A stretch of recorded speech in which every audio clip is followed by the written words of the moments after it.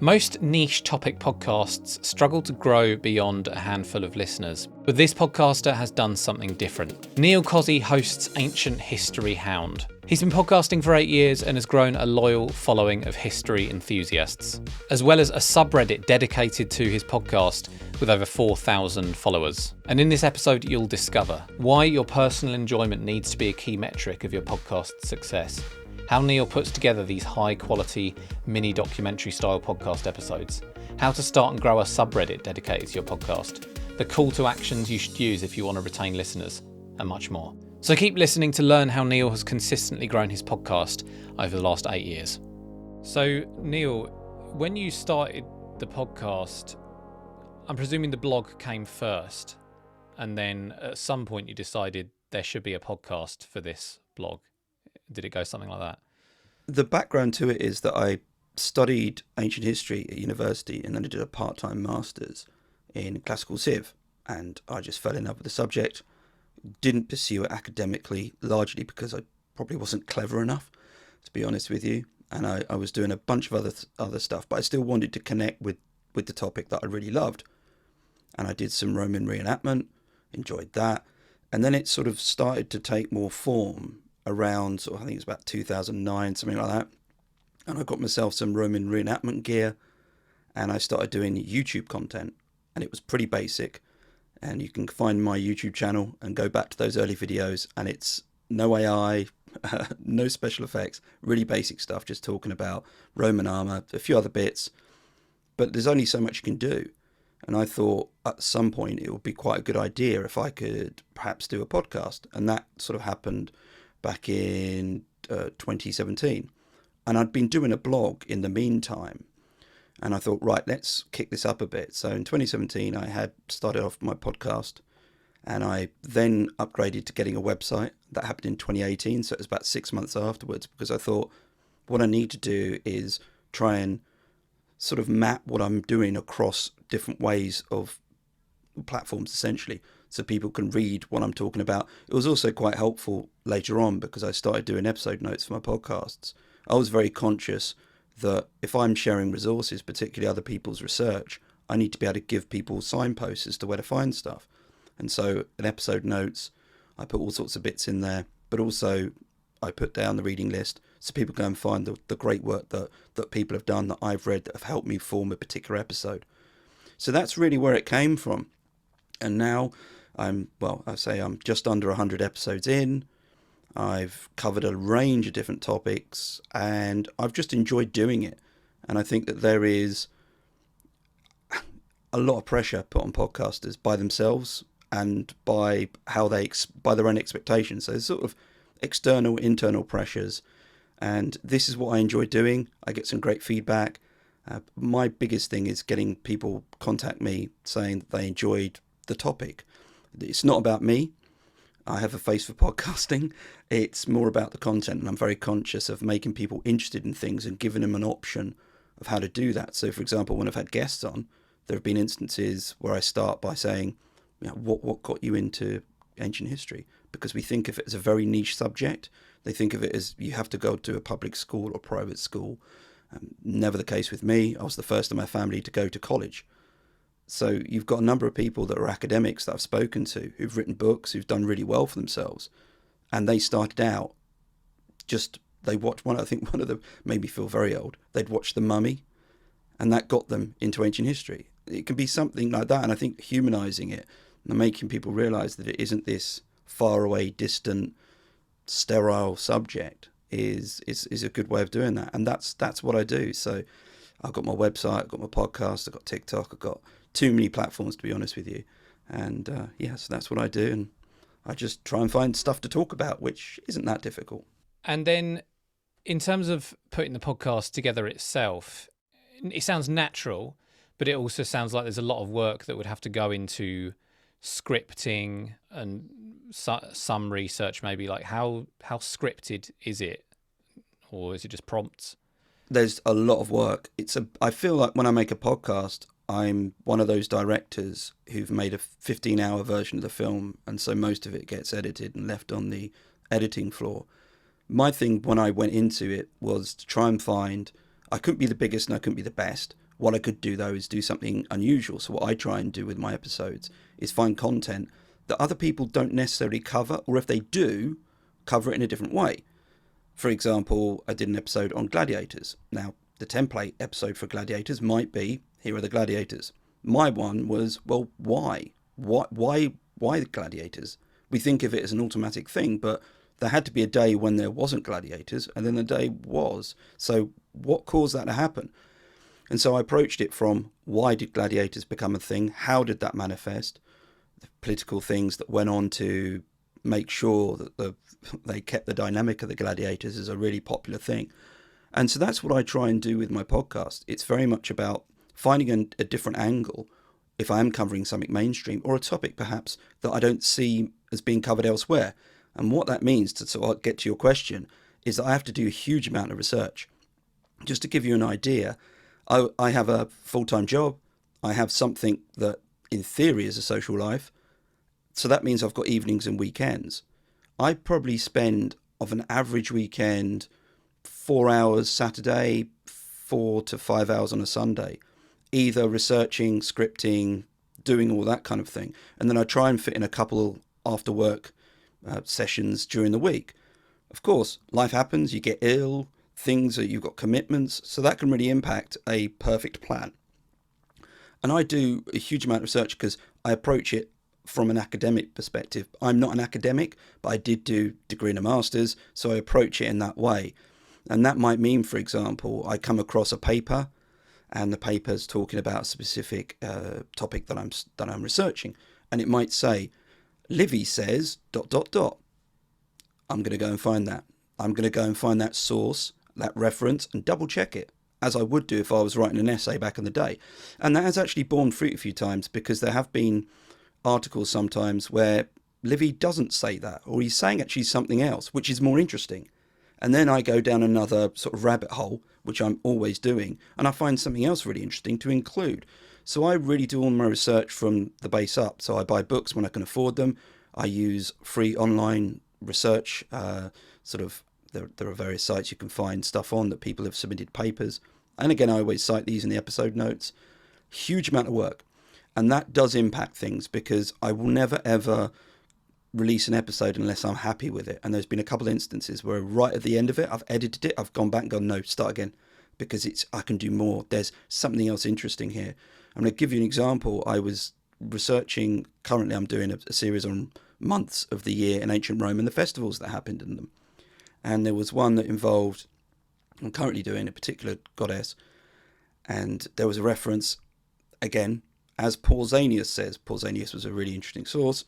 I go and check out Pausanias, and he does say something interesting about a particular statue, but what he's saying about that statue is that its face was made of hippo teeth, which is quite unusual. Now, is that going to win me an award? No, but it's something new and interesting that I think people might be interested in hearing about. So again, that's where I go and try and find every single detail. The problem is, once you go down one rabbit hole, you end up down another, you end up going down another. The challenge I have is to find that point where I say, right, I've found enough good stuff, leave it there. And then I move on to the scripting, which is where you want to take those notes and make them into something that you can read out loud and is interesting. Because again, if you're a solo podcaster, anyone out there who is likewise will understand, people, you aren't offered the movement that you might have if you're having a discussion, where you can have backwards and forwards, you can change pace, you can change tempo. Conversations, people just like listening to conversations. So if you've got a host, that can be a really beneficial thing. Obviously I don't have that, and I need to write something that I think people are going to be engaged with throughout. And for anyone out there who's listening and wants to know what that's like, just simply find something that you're confident in talking about for 3 minutes. Put your phone on record, because you've got a voice record option, and just talk about that thing for 3 minutes. Then listen back. I can guarantee you, like everyone who's ever done a podcast, you'll go, is that what I sound like? You'll find that you, all of these inflections that you might have, and you don't learn to hate your voice, but you realise how you need to improve how you do your podcast in terms of the audio technique, how you talk. I have huge challenges. I mispronounce words all the time. Don't realise it until I'm at the editing stage, which has caused a few dramas on occasion. So it takes a lot of work, and then obviously I've got to record it, and that can take a couple hours. Then, as we all know, anyone who's podcast, you've got to do editing. That can be another few hours. And then I've got to put the episode notes together. And this is kind of an ongoing thing. And it does take a lot of time to do it, because I think this is one of the points that I'll probably mention a bit about. Pressures on yourself. You can have the perfect setup and time scale on things. You just know the minute you go, right, I've got 3 clear weekends that I could probably get the episode in a good shape. You know, one of those is on a bullseye for life, and it's going to come along, and you're going to have a family commitment. Something happens. Some days you just wake up and you get to the laptop and you get to your research notes, and you just don't feel it. You have those days, and it can sometimes be really frustrating, because I'm sat there, I've got some really interesting source material. I want to write a paragraph, and I'm writing like, Janet and John books from when I was a kid. It's basic sentences. It's not engaging. So again, you have to learn to step away sometimes and not feel annoyed or pressured that you've not got that episode out, because again, it does lead to putting pressure on yourself. One of those internal pressures of scheduling. Yeah, and I mean, we're obviously specifically talking about solo podcasts here, or co-hosted podcasts, rather than interview podcasts. How much time, roughly, do you reckon it takes you per episode? Well, I would say, let me think, 4 weekends, then probably another sort of 10 hours to sort of script it properly. Because again, things can change whilst you're scripting, and it might sound again a bit strange, but I can do something really quickly if my content was just quick. Just to give you an analogy, and I'm a big fan of them, so apologies. I worked in a pub years ago, and it was a local pub which had really good food. And we had people in one day, and they were complaining about the food. They said, we ordered our food 5 minutes ago, where is it? It came back another 5 minutes later, where is our food? The chef eventually came out, he goes, I can heat something up in a microwave, or you can have cooked food. Choose one. And that's the same here. It's such a challenge to try and find the right point at which you're happy with your podcast and all the researching. And a good episode will take the time it needs to take, I think. Particularly when you're finding new things, you want to make sure that what I'm putting out there, you only put it out once, is of interest. It's not, with all due respect to Wikipedia, I'm not slating Wikipedia. I could just read off an AI thing by typing in a subject line in Google and finding those 3 first points that come up and going, right, that's what I'm going to talk about. And perhaps some of those aren't correct, but it doesn't really matter, because I can do one next week. That's not the way I work, and I think that's not the way a lot of podcasters work, particularly solo podcasters or people who work perhaps in the topic, the areas that I do. But it's just one of those challenges. I think it's good for people out there who listen to podcasts to realise just how much work people put in there, myself included. But I know so many other people who do that as well. And then because of this, one drawback is that obviously you can't put out as many episodes. Do you find that that's a challenge at all? Because I know some podcasts, people lose interest very quickly if the host misses a few weeks or something. But for yours, it's a bit more unique. So I guess do you find that's an issue at all with your fans, your listeners? Oh, fans, that would be great. My listeners seem to be pretty good in terms of the feedback that I've had. When they say they look forward to listening to it, I think they realise, as I say to people sometimes in the intros, just that it's never going to be every 2 weeks or anything like that. The way that I deal with it is I just take the pressure off, the expectancy, and just re-pivot and think, why am I doing this? I'm doing this because it's fun. I enjoy sharing the content of ancient history. It's something I've always enjoyed. I do it because I really enjoy the research that goes into each episode. And I like the fact that at the end of the day, I've created something that someone might get into and listen to, and ideally perhaps want to pursue at a higher level or read more on the subject or that kind of a thing.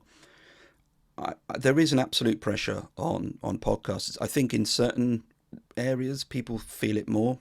If you're, say, a sports podcast or a news or film, you might want to be reacting more recently because your podcasts aren't essentially evergreen. I still have people listening to podcasts the early ones that I put out. I'm not sure I'd do that with, say, a political podcast or a sports podcast or anything else. So we do have that give. We have the pressure. So yeah, there is an expectation, and I like to kid myself and think that the reason that I don't have a multi-million-dollar deal is because I can't go twice a month.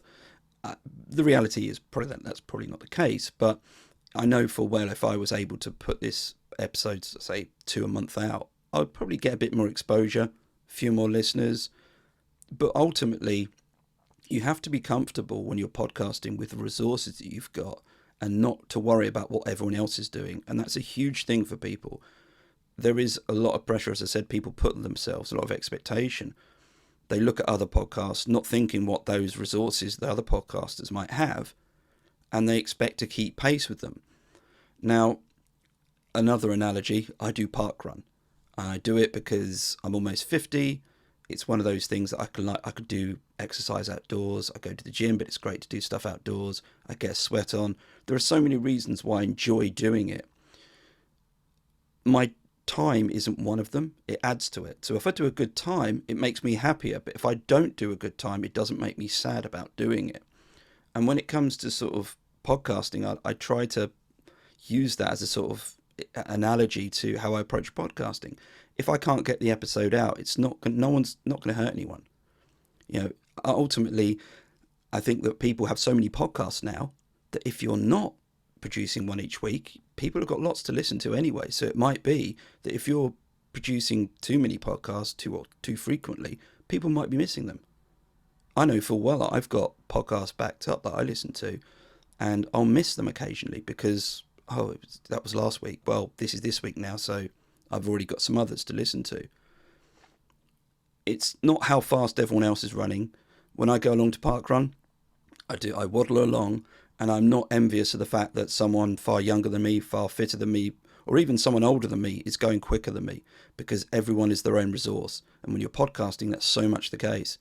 Just do it to enjoy it, because the minute you start defining your enjoyment by other metrics other than just enjoyment is the minute that you stop enjoying it.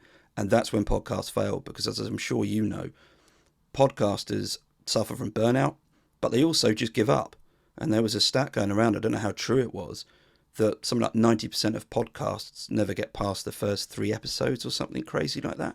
I don't know if that's true. It's entirely believable, because people get into it, they have those expectations on themselves, and then they realise they can't fulfil those expectations, which are a bit like me going on to parkrun on Saturday and thinking, right, I'm going to have to do 20 minutes. If I don't do it in 20 minutes, it's a failure. I could do 20 minutes on a bike, but I'm never going to do 20 minutes running. So straight away, I'm going to fail, and it's going to make me unhappy. So don't have that as your guiding metric. Have the enjoyment of doing it as your guiding metric. If you're enjoying something, you do it better, you have better ideas. Everything takes away pressure, because we have a lot of pressures on ourselves that are things we can't avoid. You shouldn't introduce pressure to yourself where it isn't there already. And that might sound a bit new age of me, but I think it is important that when you're doing something like this, you just enjoy it. And yeah, accept that you can do things better. I could do things more often. I can improve. You should always be trying to improve, but understand what your resources are. And if anyone's podcasting out there and they're suffering a bit, I would suggest just get a blank piece of paper and write down what your resources are and what your expectations are. Do they align? Do they match up? Because the chances are they don't. And if they don't match up, then you are that person. You are me going along to parkrun on a Saturday morning. I'm not on commission, by the way, thinking that I can run a 20-minute 5K. Never going to happen. So don't make that the expectation. Make the expectation on Saturday morning that I go along, I enjoy it, I get a sweat on, I don't have any injuries at the end of it, I get to wave at people with dogs. Great fun. At the end of it, I feel like I've done something productive at the beginning of a day on a Saturday. That's the buy-in from me, not my time. That can be a good thing, but it's not the defining thing. Yeah, and I think this applies to listeners, even if the podcast is a little bit less of a passion than it is for you, and it's more of a business tool for attracting leads or whatever. I think it still applies, because it just makes it so much easier to keep going if you do have that enjoyment. If one of your metrics, aside from revenue or leads or whatever it is also, how much you enjoy making it. Well, I tell you this, when I go onto sort of forums and places where people discuss their podcasts, because I do that because people forget that people who make podcasts are also listeners themselves. And I often see, what stopped you liking a podcast? I've seen that title so many times. Most of the time, sounds like he wasn't enjoying it anymore. Sometimes it's because, oh, they stopped doing this, they changed that. But sometimes it's like they felt like, they just didn't enjoy it. People can hear if you don't enjoy something. If you're not enjoying doing it, it does come out. And it will affect what you're trying to do. So I would imagine that from someone like myself, who is I'm not monetized in any way. I don't think I ever will be, and it's not really a concern for me, to people who do this and they have pressures in terms of hitting targets for ads and everything, who do it, as you say, as business leads and everything else. The successful people who do it in my part of the podcasting world, the successful people in that part of the podcasting world, I can guarantee you when you speak to them, they do it, and the ones that are successful do it because they enjoy it. That is the underlying similarity between success, I think, in the sort of more indie amateur podcasts through to the really professional ones. You have to enjoy it, and that brings about so much to what you're doing. Yeah, like it just makes me think of one client who, he's a business owner and he has a podcast, and I thought he was enjoying it more or less, making the podcast, but in a call we had, he said he's just not interested anymore. And at that point it was like, we really should get another host involved, because he has a business, so there are other people that could host it. That's kind of, better start thinking about that now rather than running it into the ground and just getting more and more miserable every episode. Yeah. And what I don't think helps is the way the podcasting world has changed. I get probably 5 or 6 emails a week to my ancient blogger email, which is the one I use for my podcasting and my website. And they're always, "We love your episode, Mr. Ancient." Well, great. You could have listened to the episode and learnt that my name is Neil 30 seconds in. I say it every time, so I'm guessing you didn't genuinely listen to it. But then it will go in. Do you know that 90% of your podcast episodes are hidden? Your SEO ranking is awful. So you're getting this kind of trickle down of people telling you that your podcast isn't that good, but I know I have the solution. It's your classic. It's selling the solution to people. And you do that by telling them they're not doing so well. And that, I think, feeds in that sort of it's not the cause, but it raises the temperature of people not feeling great about what they're doing if they're being told by people trying to sell them stuff that it's okay, but it's not great. And likewise, audio. When I started podcasting, content was king, and people used to talk about it all the time. And I still think now, content is really the defining thing. I listen to a couple podcasts. I won't name them. One of them sounded like it had been recorded in a tin can. I love it. It doesn't matter. I'm listening to the content. The person knows what they're talking about. It's really interesting. I don't care. But you're sold, particularly if you're a new podcaster, you need to have this piece of equipment. You need to have this piece of kit. And what can sometimes happen is people go out and buy really expensive pieces of kit that are meant for studio, and they are recording at home. That can cause problems, because all of a sudden now, the dog's barking next door, that's on there. And people, again, they're sold problems to solve, if that makes sense. And it just brings you down a bit, I think, when you're trying to podcast and create anything. Yeah, I mean, my background is in audio, so it's an important thing for me. And listening to your podcast, I appreciate your audio quality. But yeah, I mean, especially early days of podcasting, there are a lot of blogs out there about like what equipment you should get, but they weren't written by audio engineers. They're written by maybe people who are copywriters who moved into podcasting, or just sort of someone jumping on the bandwagon because it was popular at the time. And yeah, at the time there's a few different microphones, like the Blue Yeti and things like that, and other condenser mics, like you say, that were recommended so widespread, and everyone has these super sensitive mics that only really work well, like you say, in a studio setting. And yeah, it's not what they're expecting. Audio is important, don't get me wrong, but I will listen to a podcast with average audio but good content. I won't listen to a podcast with good audio and average content. For sure. content has to come first. Content used to be king. I think it still is to an extent. But again, it's you've got such an explosion. Everyone creates a podcast. Everyone has a podcast. Podcast is now a brand for people. So if you're a celebrity, you need a podcast.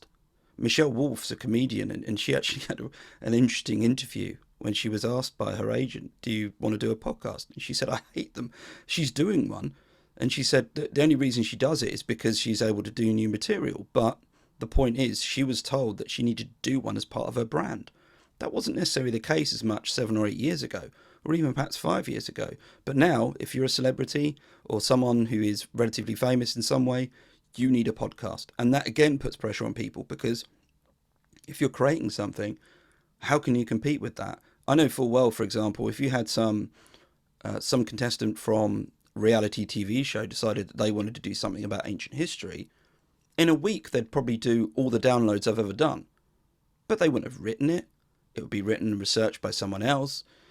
You know, again, why are you doing this? Always go back to why you're doing it, because sharing content you enjoy, you feel passionate about. If you're doing that, that is successful. Okay? If you've got different targets because you're doing it professionally, I get it. But that enjoyment of it should still be there. And just to help people understand what I mean by that, you can alter how you work with your podcast or how you understand what your podcast does. And I'll go back to the running analogy. If imagine I go out on Saturday and my entire enjoyment value isn't whether or not I enjoy it through all those elements that I've mentioned, it's just time. I don't know if I've enjoyed it until I cross that line and check my watch or get the time later on in the day. Then I'll know whether I enjoyed it. Now, imagine if you live like that, because every podcaster will end up with a plateau at some point. You know, 50 podcasts and 50 downloads, you're like, yes, 100 downloads, yes. And you get up and you're thinking, sky's the limit. Then all of a sudden, 500 downloads. 4th episode, 500 downloads. 5th, and you start sticking there. Well, if your thing is just how many downloads you do, much like if your running is just what time you do, you are going to plateau. I'm going to plateau naturally. I'm only going to get slower, really. So which is more sustainable? The fact that I go out and run because I enjoy it, or the fact that I don't know if I enjoy it unless I do a good time, because the time will change. Everyone will get the initial buzz when they start podcasting, and then they will find that plateau. It happens to everyone. It doesn't mean you're failing. It just sometimes means that you've reached the base that you've reached. Yes, there might be things you can do, but don't panic. Sit with it. You've got returning listeners. We're so hungry to get new listeners. Something I started doing at the beginning of some of my podcasts was thanking people for coming back. Because it seemed to me, every podcast I was listening to, people were like, I need more listeners. I need more listeners. And if I'm listening to you talking to me, which is essentially just what a podcast is, well, I've come back for the last 4 episodes, but I'm not good enough. You want more people. Nah, I'm quite happy with the numbers I've got. If I get more, great. If there's ways that I can do that, I'll be really happy. But that isn't the drive of what I do. And if you shift your focus away from numbers being what decides your podcast, and I'm talking about the sort of, again, indie hobby podcasters, you'll find that you've got more of a sustainable model or a sustainable approach, because you're doing it because of, again, that enjoyment value.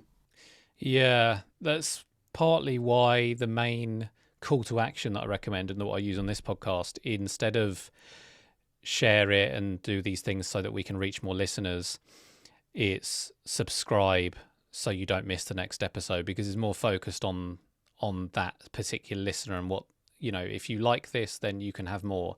And I want to give you more, rather than please share this with someone else because I really need more people to listen to it. I'm not saying nobody should ever ask anyone to share their podcast at all. It's just, I think, like you say, it's good to focus more on serving the listener before you start worrying about getting more of them. Yeah, and particularly early on in when people start podcasting, something I often read are people who, it's my 3rd episode, where do I need to go for marketing? Nowhere.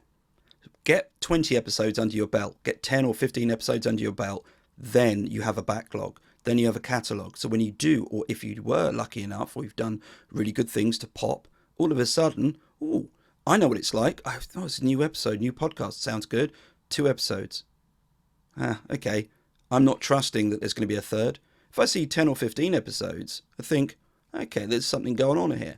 So don't focus on that particularly early on when you're podcasting. Just focus on getting your content. one of the best pieces of advice that I ever had when I started out was someone said to me, well, I saw it actually, wrote to me on a forum, what's your 10th episode going to be on? And that made me think, so yeah, what will my 10th episode be on? You know, think ahead.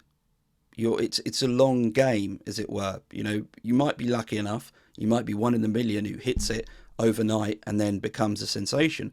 Chances are those podcasts which become successful in whichever metric you think about are often been doing it for a while because they've got a body of work that people enjoy, have committed to listening to. So again, don't get caught by what people are trying to sell you or other people's expectations of you.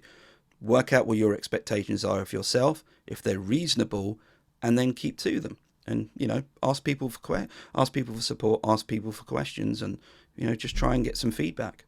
Just a couple more questions I want to ask, and the next one is related to marketing in a way.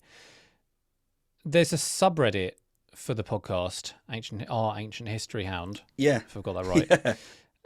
How did that, did you start that? Because I've noticed that it's got over 4,000 subscribers, and for a subreddit, I mean, they're hard to grow from nothing. And if it's not something that, you know, if a new movie's come out or something and there's R and then the name of the movie, like people are going to be looking for that. But how did you make this happen?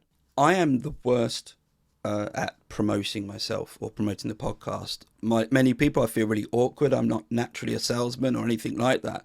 And I was thinking, okay, I need to be on different platforms. Where can I do something where I can share my content? And at the time, I do TikTok. So I'm Ancient Blogger on TikTok, and I do a lot of it's all ancient history content. And I do short videos. I talk about the podcast sometimes.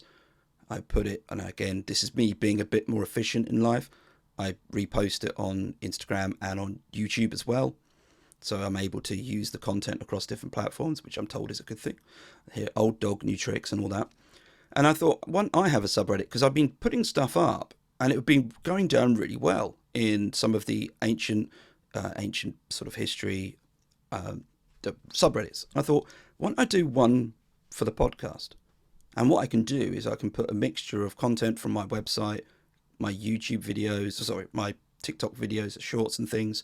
And I can also put anything else I find on there. And it just snowballed. I didn't realise. And when I thought, and I genuinely mean this, I thought if I get 100 people in that subreddit, that'd be amazing. And then it just grew and grew, and I've put stuff on there, and I get some really nice feedback from people. And it's great to be able to discuss it. Again, it's about me engaging with someone. I recently put up a link to an episode that I'd done a couple of years ago where I spoke with, it was actually one of the few interviews that I do. I don't do many.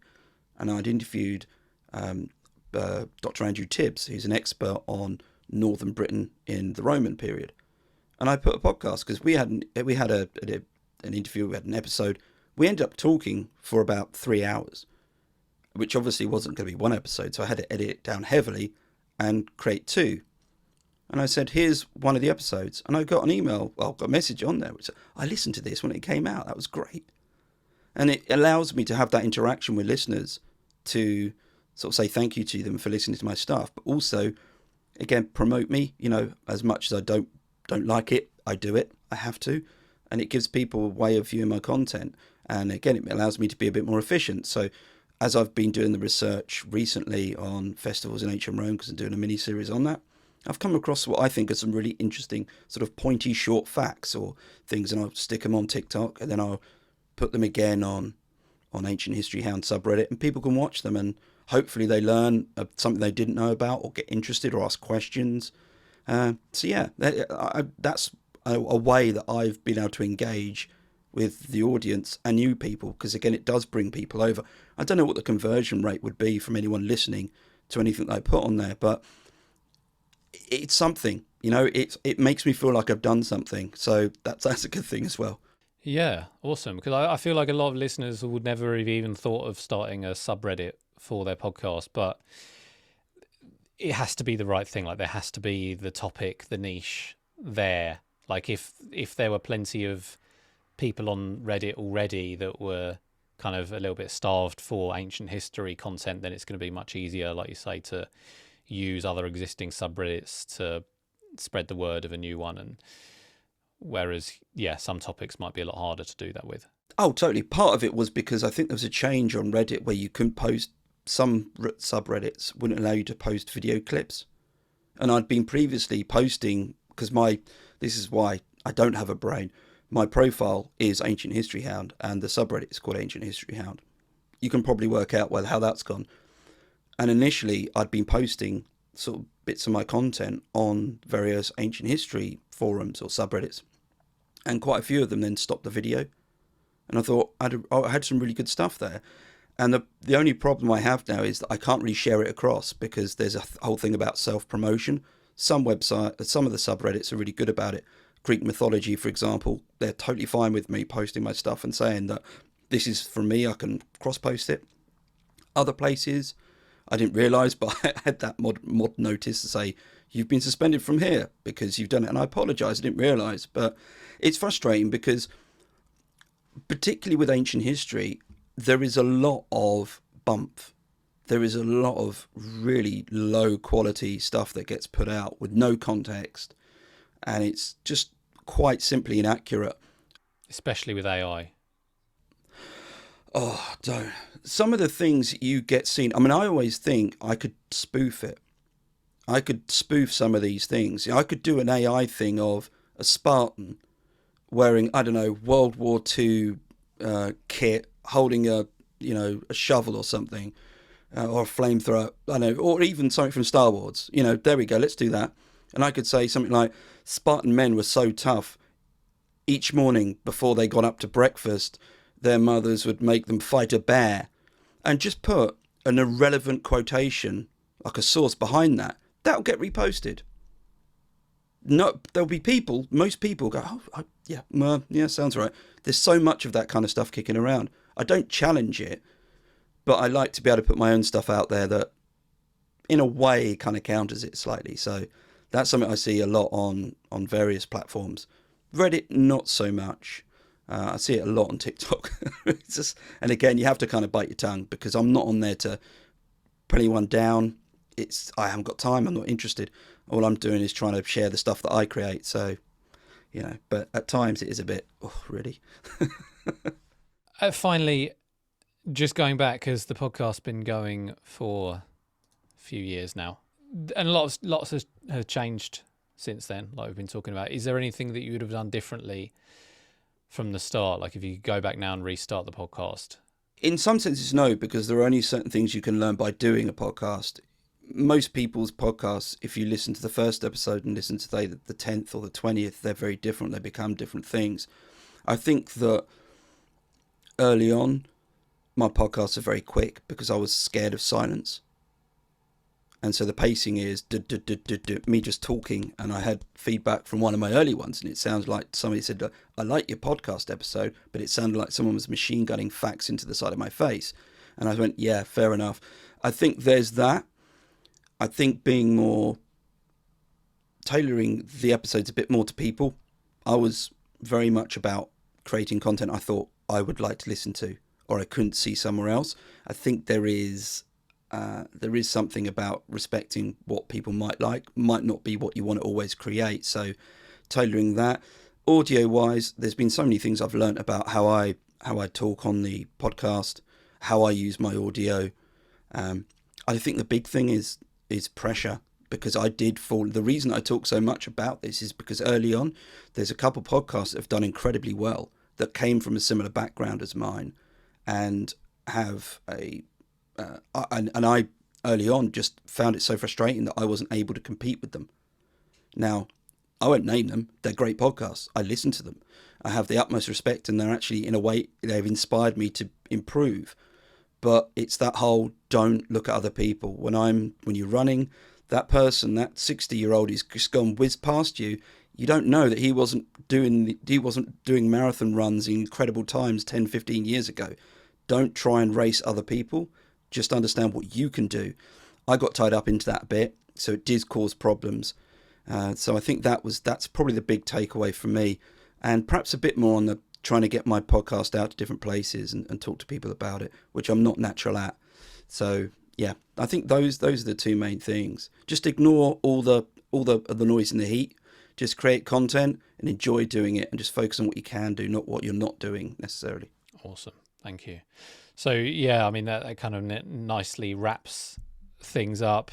It's all about listening to the people who, care about what you're doing and taking that on board as soon as you can, but then ignoring people that don't really matter. Obviously they matter to them and matter in a way, but matter to what you're doing and your mission, and let them do what they're doing. Yeah, just keep in cadence with your own expectations. And again, if it means you go back to that thing I said, just write down what you really can do, given your resources, and what your expectations are. Match them up, see if there's a big gap, because if there is, that's going to cause you irritation. It's going to get under your skin that you can't. You'll get to be like me, and perhaps you're checking other people's podcasts and going, oh my God, they got another episode out. How did they do that? They got that guest there. How did they do that? It doesn't matter. It really doesn't. It just doesn't matter. Just do what you do and enjoy it, but just enjoy it. I've said a lot. Yeah, for sure. Cool. All right. Well, thanks a lot, Neil. Anyone who wants to take a listen to Ancient History Hound, you can find it on all your favourite podcast platforms. And then there's ancientblogger.com as well, where you can learn more. Yeah. Oh, actually, if I were to go back to one thing, it would probably be working out. Early on, my podcast was called Ancient Blogger, or Ancient Bloggers Podcast, because that was my handle on all social media. And someone pointed out to me, how do they know it's about ancient history? And I was, no. So I changed it to Ancient History Hound, and the dog part was because I took Roman helmet around my parents, and I needed my dad to help me repair it, and the dog came over and he stuck his head in it. So I thought, you know what, Ancient History Hound, it's kind of alliteration. It's easy, and since then, on all my cover arts, you'll see that I put either my parents' dog or my dog on most of the cover arts there. I try and sneak him in somewhere. So I think that would have been it at the beginning. Make it really simple. Don't be too clever. Don't think that people are going to know what your podcast is about. Put it in there. Put it in clear, or try to put it as clearly as you can. Yeah, definitely. Well, if any of your more recent listeners stumble upon this episode, then they'll now get a little bit of trivia about where the name came from. I've not told anyone that one, yeah. So there we go. Awesome. All right. Well, I need to brush up on my history, so I'm going to keep an eye out for the next episode as well. So thanks again, Neil. Thank you. Thanks for listening to Podcasting Amplified. If you enjoyed today's episode, please leave a review on your favourite podcast platform. We'll be back next time with another conversation offering more insights to take your podcast to the next level and help you to achieve success. Happy podcasting.